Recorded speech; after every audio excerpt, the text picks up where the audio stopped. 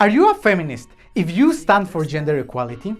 Saying that you are not a feminist, but you actually fight for gender equality is like Tony Montana saying that he is not a criminal, but just a drug dealer.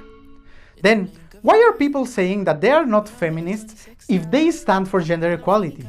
Well, the people who say that base their posture in a lot of movements that they consider contradictory, extreme, or not helpful to achieve gender equality.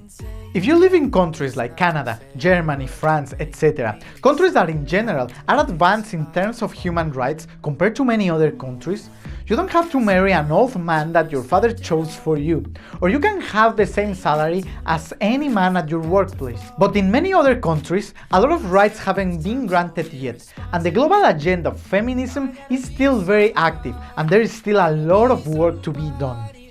In countries like Mexico or Uganda, women are murdered every day. They have fewer job opportunities. Their salary is way lower compared to men's. Sometimes they don't even have reproductive rights and many other violations that keep patriarchies alive. So feminist fights are really legit in those places. If a woman fights for something that is not equality, if she screams messages of hate to men, if she demands something that will put any man in a disadvantageous position in terms of rights, that woman is not a feminist. And it doesn't matter how many times or how loud she calls herself a feminist.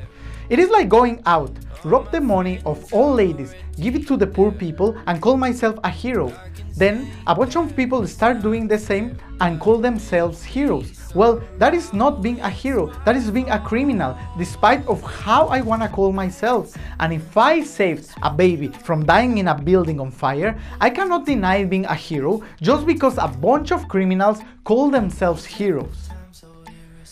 Gender equality is called feminism because the female gender is the one who has to catch up in terms of human rights to reach equality.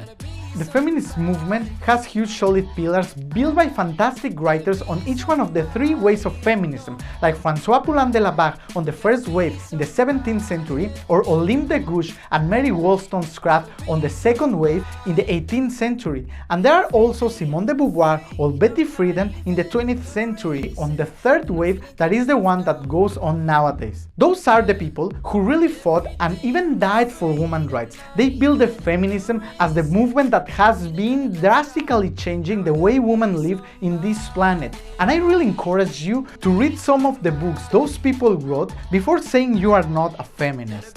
So, what about reading a little bit more so we can recognize what is or is not feminism?